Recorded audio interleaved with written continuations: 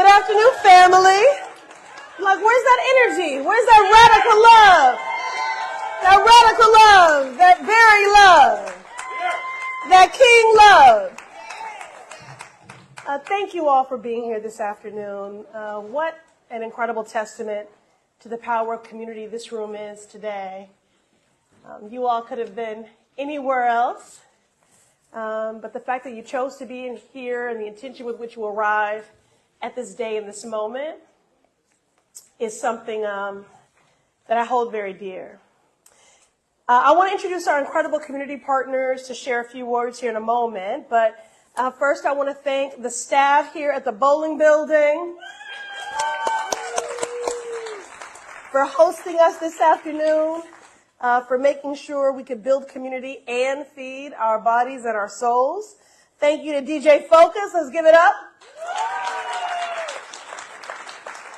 Mackenzie Sullivan from Sully Paints, a little face painting.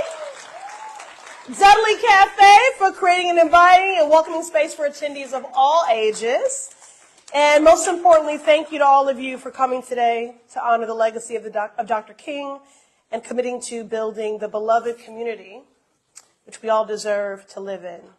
Today's event is about reminding us all that regardless of who sits behind the desk in the Oval Office or who holds the gavel in Congress, the power to enact transformative change has always resided in the people. The power of the people. And so it was important to me that the community builders making a difference every day were celebrated and enlisted in the organizing efforts necessary to mitigate the potential pain of the incoming administration and to actively envision our path towards equity and justice. This is a powerful movement, people from every walk of life. And Dr. King has certainly modeled for us the power of movements to yield transformative change. Now, in my opinion, every great movement requires three things: imagination, and Dr. King was certainly a radical and prophetic dreamer. And I'm just bold enough and radical enough in my dreams and my imagination, and I know it's true for all of you, that you believe that we can get to that more just and equitable world, that beloved community. So every movement needs imagination. The second thing you need is strategy. The third thing you need is stamina. And in my opinion, what fuels that stamina is our being as radical and unapologetic in the work of transformative change, but just as radical and unapologetic in our joy. And that's what brings us here today. So we're going to have a very brief speaking program. I'll let y'all sit just for a little bit, but then I need you to make a plate, get your face painted, dance a little. But before we get to that, I do want to invite some of the incredible partners that have joined us here today. I want to invite each of them to come up and say a few words. After they have talked to you about the work that they do, I'm going to come back, say a few more things, and then we'll get back to just being in meaningful exchange and community with one another. So now it is my honor to invite Carrie from the Planned Parenthood League of Massachusetts to join me at the podium. Oh, there you are.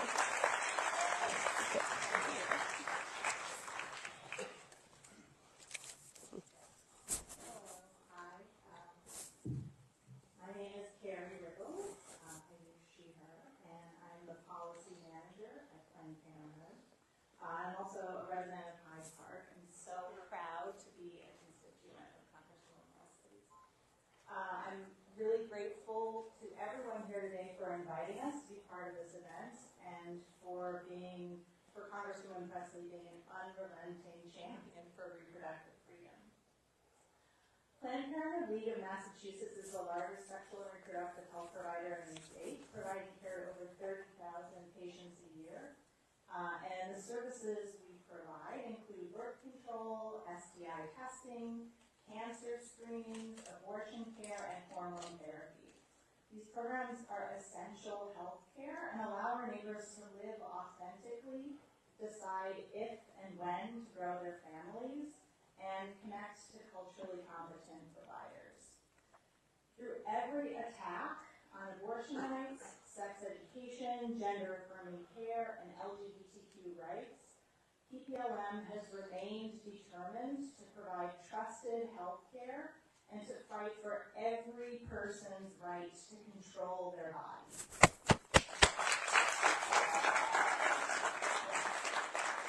That will not change, no matter what lies ahead. Our doors are open, and we are not going anywhere. As the national landscape continues to shift, we'll continue to focus on sexual and reproductive health care in Massachusetts that is accessible, equitable, and exceptional. We're firm in our belief that patients deserve the highest standard of care, and providers should not be forced to compromise on that. Thankfully, our elected leaders agree, and we're thankful for the leadership of Congresswoman Pressley and others who stand up for all of us every day. As much as the uncertainties of the next 4 years can feel scary, we're grounding ourselves in being as prepared as possible. We're not going to just wait and see what happens at the national level. Healthcare providers, lawmakers, and advocates are working to safeguard and expand our patients' ability to access care. In Massachusetts, we have patient navigators and abortion funds working to help patients overcome hurdles to care and to get to our health centers. We have an abortion legal hotline, thanks to our partners at Reproductive Equity Now and the Massachusetts Attorney General's Office, that helps patients understand their rights.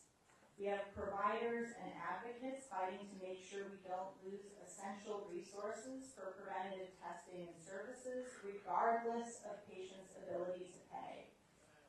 And we're working in coalition with legal advocates like the ACLU and GLAAD to strengthen legal protections for abortion and gender-affirming care patients, providers, and anyone who helps patients access care. To get involved, you can come see me and my colleague Flannery at our table, and get involved in whatever way feels right to you, whether that's sharing your story, getting involved in advocacy on health policies or sex ed, or just sharing information with your community. That we, like I said, are not going anywhere and our doors are open. We all believe healthcare is a human right. Congresswoman Pressley knows it, you all know it, and we're just so honored to stand beside you all and to honor Dr. King's legacy and continue to fight for that right today and always. Thank you. Thank you. Good job. Don't be nervous. Don't be nervous. Thank you, Carrie. You know, again, Dr. King posed that urgent question when the country was at an inflection point. Will we go into chaos or community? And the fact that you're all here today means you're choosing community and being intentional about it. And community is a powerful thing, and information is a powerful thing, and a necessary thing when mis and disinformation are rampant. And so again, that's why we're bringing everyone together today. So please make sure that you are going to the tables, getting information. Now, I know a lot of people in this room, you're some of the most civically engaged people that I know, so you may already know a lot of this stuff. But you know people who do not know all of this stuff. So if you don't need the resources, take them and distribute them to other people. All right. Carrie, thank you again as the co-chair of the Reproductive Freedom Caucus in the House of Representatives.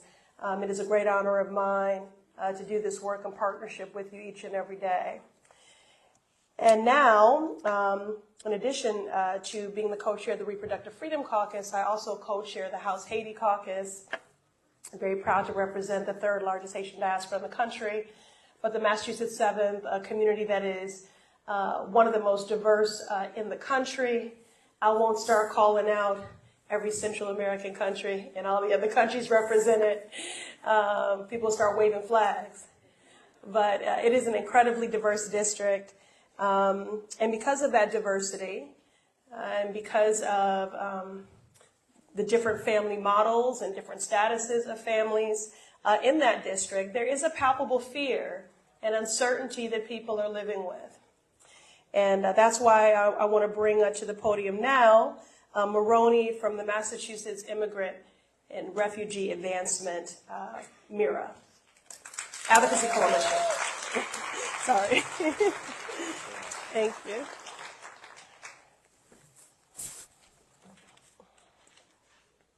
Thank you, Congresswoman. Thank you all for being here. My name is Moroni. I'm the political director at MIRA, and I'm also a proud immigrant.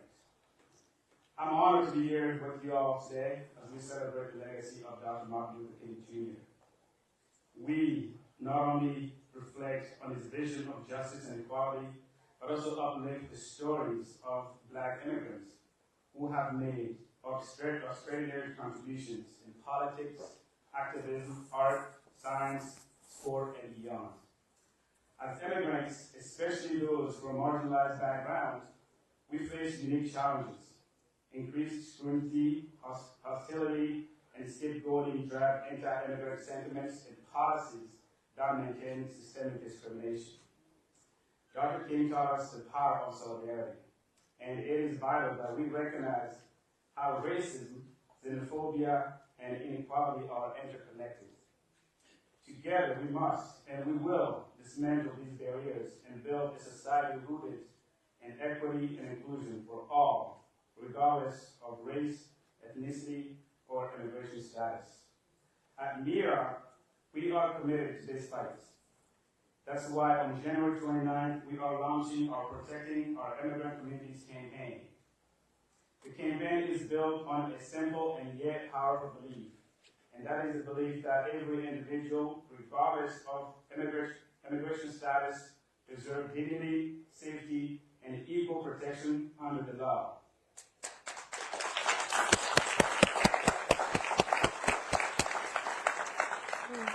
To that end, we are actively advocating for two key legislations to support immigrants. One is the Safe Communities Act. This is an essential legislation that will ensure that immigrants are treated fairly and justly in Massachusetts, protecting their rights and access to justice. No one should fear being questioned about their immigration status when seeking justice. The second bill is funding for immigrant legal services. We know that legal representation can make a difference in deportation cases. Immigrants with an attorney are 10 times more likely to succeed in their cases than those without. The funding will ensure that the fair and legal representation for all immigrants, closing a critical gap in our justice system. So if you agree with this campaign, we invite you to join us. Simply, we have a table back there. My son is actually working there, so stop by and sign the petition and join the campaign. Because Dr. King's vision for justice calls us to action. Let us all come together to protect immigrant communities. By passing these bills, we can make Massachusetts a state where everyone, regardless of their immigration status, can live safely, without fear, and with access to justice and opportunity. So please join our campaign before you leave here. Thank you. Thank you. Thank you, Moroni. Thank you, Moroni, and thank you to young Ezekiel in the back. Activism has no eligibility age or shelf life. So we thank Ezekiel's waving in the back. He says, please come visit this table. Again, your being here today is a testament to the choice that you're making. You're choosing community. And choosing community and collaboration is how we will weather the storms that we anticipate. So I do want to take a moment to acknowledge my leaders, my partners in this work. You're all leaders. Let me just be clear about that. Every single person here is a leader in your own right. But I do want to acknowledge some of my elected partners in this work, because we will have to be very coordinated and collaborative navigating this new landscape here. So I did want to acknowledge City Council President Ruth C. Lujan, at-large Boston City Councilor Julia Mejia, at-large Boston City Councilor Henry Santana. Are there any other electeds on the municipal or state level here? Okay, and again, I acknowledge all of you because all of you are community leaders in your own right. And so bearing that in mind, one of our chief partners in this work is Mayor Michelle Wu. And so today we have the City of Boston represented with the Office of Immigrant Advancement by Bessie King.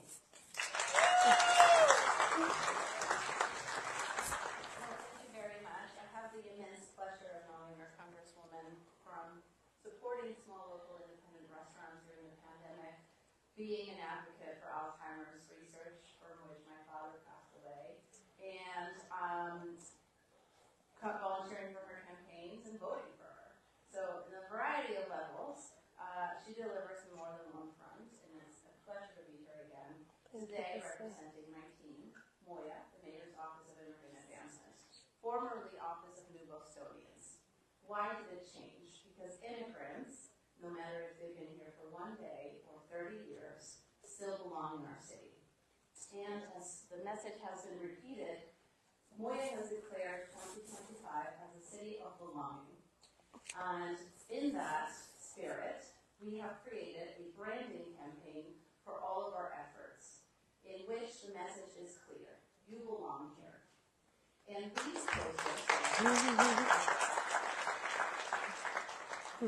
posters are more than just beautiful. They were designed in-house by our team. They're very close to heart, with people that you may recognize, places and foods that you may also recognize or may be new to you, because Boston is not only a city of runners, it's a city built by immigration. And the QR code goes to our website, in which we announce in a live document resources for immigrants and supporters of immigration. Because as our Congresswoman said, everybody can do something.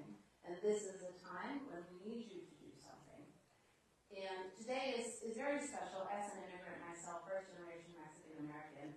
Celebrating Dr. King makes me think of the people in my country that also fought for equity. And one of those people is our first president, who was Native, Indian, Mexican. He was mixed race. And he always became famous for saying, el respeto al derecho ajeno es la paz. Respect for others' rights brings peace. And that is what we need right now, more than ever. Today, remembering a great man makes us think of the great men and women in our countries, and the message of you belong here. So when you are in doubt, get a poster, go to the website, figure out how you can help the immigrants in your community. If you are in need, get one of the red cards that we have that read your immigration rights, or when you may be in need. Go to our website and figure out how to make a family plan if you need to, and know that we are here for you.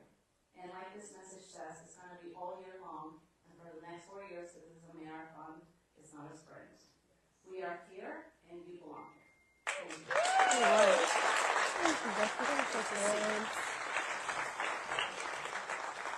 Thank you, Bessie. I also want to thank Chief Milan for being here, representing the City of Boston, and Mayor Wu, again, an incredible partner in the preservation and advancement of our rights, and who's been steadfast in her commitment to keep every member of our community safe. So thank you for being here.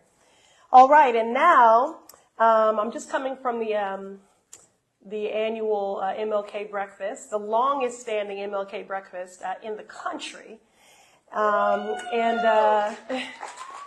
Thanks to St. Cyprian's and Union United Methodists, and I had the opportunity to distribute scholarships to some hardworking students, and did a tribute there to Black educators. Can we say Black educators matter?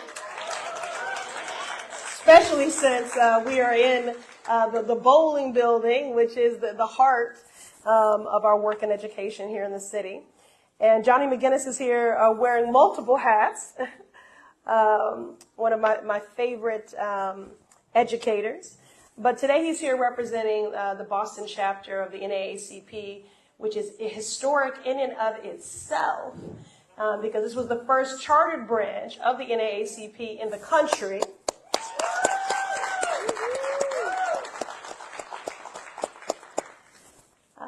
I've long believed that the power of the people is greater than the people in power, which people might consider a contradiction, since technically I'm in a conventional seat of power. But I know where the real power lies is with the people. And were it not for the work of the NAACP, they have been incredible partners with me in the work of student debt cancellation, in my push for clemency, and so many issues of consequence. And I thank them for being here today. Johnny McGinnis.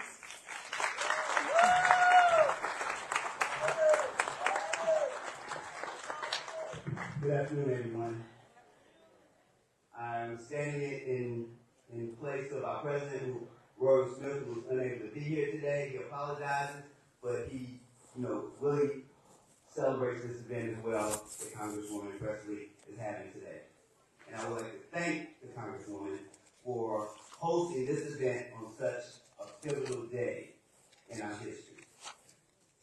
Again, my name is Johnny McGinnis. I am the second vice president of the NAACP branch of Boston. And I should say NAACP. We want to move away from saying NAACP and say NAACP. All right?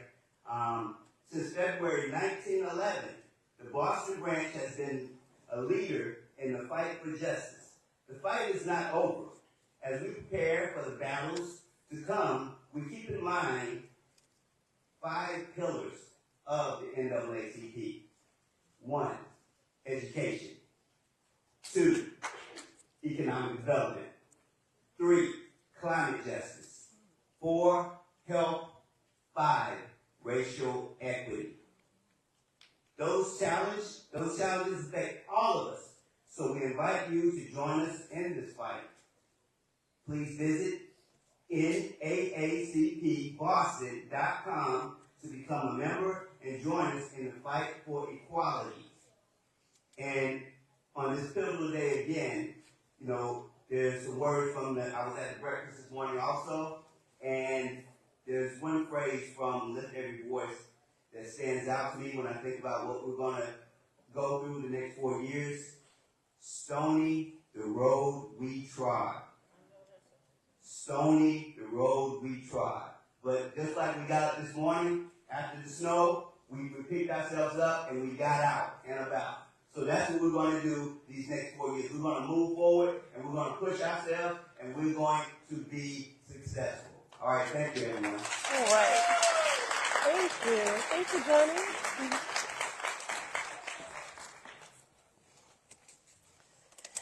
Thank you again to our community partners, and please do make sure that you visit their tables, that you get connected, and know that this event is not a one-off. We will continue to do this and make sure that people have the resources necessary to have the self-agency and the empowerment, again, to guard against as we brace for impact here, and attacks against women and our bodily autonomy in the LGBTQ community, our civil and human rights, workers' rights, immigrants' rights. So please do, if you did not sign in when you came in, make sure that you sign in so that we can keep you apprised of other efforts similar to this in defense of our neighbors. Like I said, every great movement requires 3 things: imagination, strategy, and stamina. All right. So now, before we return to our food, our conversations, and our community building, I want to say a few words about what I have reflected on this Martin Luther King Day. Actually, before I do that, because we've been very intentional about making sure that we honor not only Dr. King, but also Coretta, who was not just a widow who picked up the mantle in the aftermath of Dr. King's assassination. She was a strategist, a thought partner, a freedom fighter, a disruptor of an unjust status quo in her own right. And so if we're going to honor Dr. King and Coretta, I can't stand here and not show love to my husband. I don't even know if he's still in the room. But we're going to give it up to that man I call my black diamond, Conan Harris. Y'all see him later and tell him his baby shouted him out. All right. But, this weekend has been a microcosm of the importance of building community and what is at stake in our country over the next 4 years and beyond. Just a little bit about how I've spent these days. I spent this past Friday commending President Biden for continuing to use his clemency authority to change lives. This is something that I've been pushing on to address the systemic injustices, to right wrongs, and to make good on those things we espouse relative to second chances and redemption, and the reunification of families and the opportunities for people to make a positive contribution. So I thank President Biden on Friday for continuing to use his clemency authority to change lives. I thanked him for his bold affirmative declaration that the Equal Rights Amendment is now the law of the land. I am the co-chair of the ERA caucus in the House, and for those of you that are sort of looking at me like quizzically, like what is that? Well, the ERA, the Equal Rights Amendments, simply says that gender equality under the law shall not be denied or abridged by the United States or any state on account of sex. And for more than a century, the women of this country have been fighting for gender equality to be enshrined in our Constitution.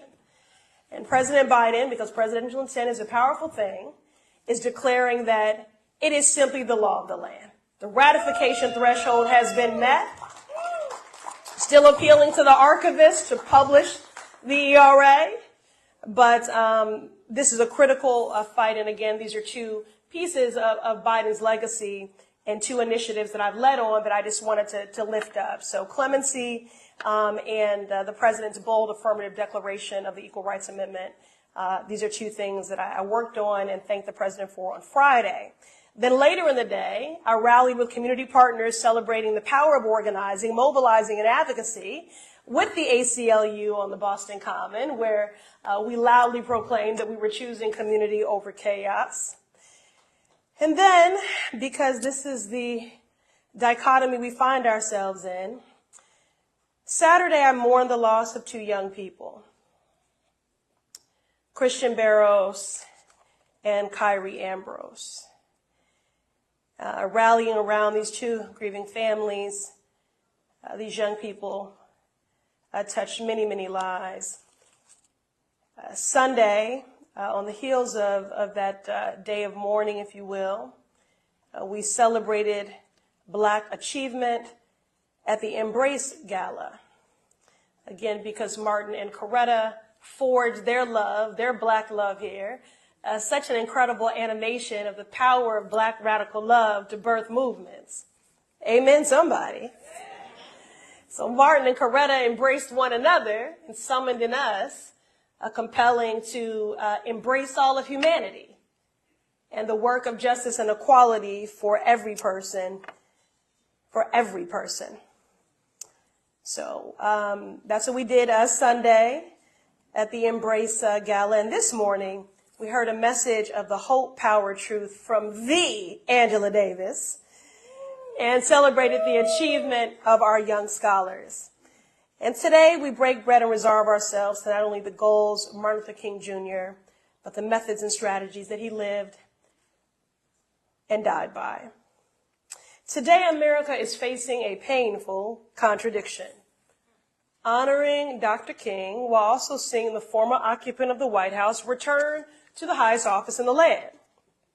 A president who was poised to inflict more hurt and harm on the vibrant yet vulnerable communities I was elected to represent. This is a stark reminder of the fragility of our progress, our democracy, and everything that King fought for. Reflecting on the question Dr. King posed time and again, will we descend into chaos or will we build a beloved community? The answer must always be community. And as a people, we must always do the work of actively building it. That's why today we've been intentional about spending this weekend and today at community events that feed our collective soul and recommit us to building a future rooted in love. Do y'all have a radical enough imagination to believe that that is possible? And that's why today, as our new president lays out his hateful vision for America and Republicans in Congress prepare to enact it, because Project 2025 was not a blueprint, it was a playbook. We are coming together in beloved community to organize and mobilize our collective power. To everyone in this room, thank you. You chose to be in community to honor Dr. King, the man, the social architect, the movement builder, the visionary, the revolutionary, and the movement he sacrificed his life for. You chose to channel your fears, your anxieties and uncertainties into collective action. You chose to never surrender your right to joy. You chose to continue to march, to put justice and righteousness ahead of your own personal comfort. And as we face the challenges of another Trump presidency, we will need radical love and your cooperative spirit now more than ever. You know, we often say we find ourselves in unprecedented times. I don't know about y'all, I'm ready for some precedented times. But the truth of the matter is that it's unprecedented for our lifetime. It's not unprecedented for the lifespan of the existence of us. The path to justice has never been a linear one. It is a jagged algorithm. And we are just in the algorithm. So if we are truly in unprecedented times, at least for our lifetime, what that demands of us is unprecedented organizing, unprecedented mobilizing, unprecedented hope, and unprecedented love. If we are to honor King's legacy of beloved community as an antidote to cruelty and chaos, we must grow our movement centered in love and righteous indignation. We must fight for our neighbors and our loved ones. We must dig deep and begin the process of healing at the local level. One quote of King's that I've revisited throughout this weekend has been a reminder. It says that our most fruitful course is to stand firm, move forward nonviolently, accept disappointment, and cling to hope. Accept disappointment and cling to hope. And we have proven that those actions are most effective when done together. Today, we stand firm in our values and our commitment to every one of our neighbors, because an attack on one of us is an attack on all of us. And our destinies are tied. Today, we move forward nonviolently, a peaceful transfer of power in Washington, unlike the violent insurrection that found me on the floor in the dark, barricaded in my office 4 years ago. Today, we accept disappointment. Yes, the past election was a painful result, but we'll continue to do the work necessary to earn back voters' trust and to retake power in Washington. And I'm telling you, I'm going to make sure when we get that power back that we use it. Because scared power isn't power at all. But today, we must cling to hope. Now, I won't sugarcoat it, family. It will be difficult during these next 4 years. The fear, uncertainty, and weariness in our community is real. Some of our neighbors are making sobering contingency plans for their families and their loved ones. I've had people calling our district office, seeking help, as they do every day, on Social Security matters, on IRS, on immigration, passport, housing matters. And every single person that called said, whatever you can do for me, can you do it by January 20th?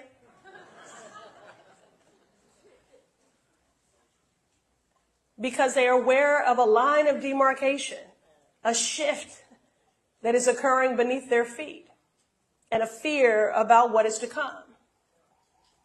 I've met constituents who have developed plans and told their children what to do if they come home from school and they're not there because they've been deported or detained. Elders who've been here for many years carrying all of their medications with them for fear that they might abruptly be stolen from their families and their community. These are unprecedented times that we will meet with unprecedented organizing, unprecedented mobilizing, unprecedented community, unprecedented hope, unprecedented love. And I promise you, no matter what the next 4 years brings, this Congresswoman is going to do everything she can to protect our most vulnerable. Our workers, our families, women, black, brown, LGBTQ, disabled, and immigrant neighbors, and everyone who stands to be harmed by this new administration. We will lean into mutual aid. We will ready every stopgap, pull close our governor, attorney general, state house, city and town halls to protect our fundamental rights. And we have the resources, expertise, and heart in this room and across this district to take care of our neighbors the best we can and work towards a future where we love thy neighbor as thyself. We've done it before. We'll do it again. So on this Martin Luther King Jr. Day, let us reject chaos and commit ourselves to building community. Let us honor Dr. King not with empty platitudes, but with collective action and transformative legislation. Let us have the imagination to envision a more just world, the strategy to bring it to fruition, and the stamina to see it through. So thank you for being here this afternoon to continue to intentionally build community. There's a lot of work ahead of us. But as you've heard me lift up many times before, as the proverb reminds us, if you want to go fast, go alone. If you want to go far, go together. I know where we are heading, towards community and away from chaos. But we can only get there together. Thank you, everyone. Thank you. Thank you, family. Love y'all. All right. Oh, y'all look so beautiful.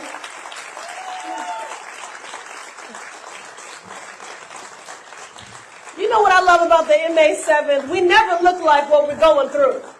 This is a good looking room. All right. I look forward to coming out and spending time with people. Thank you again.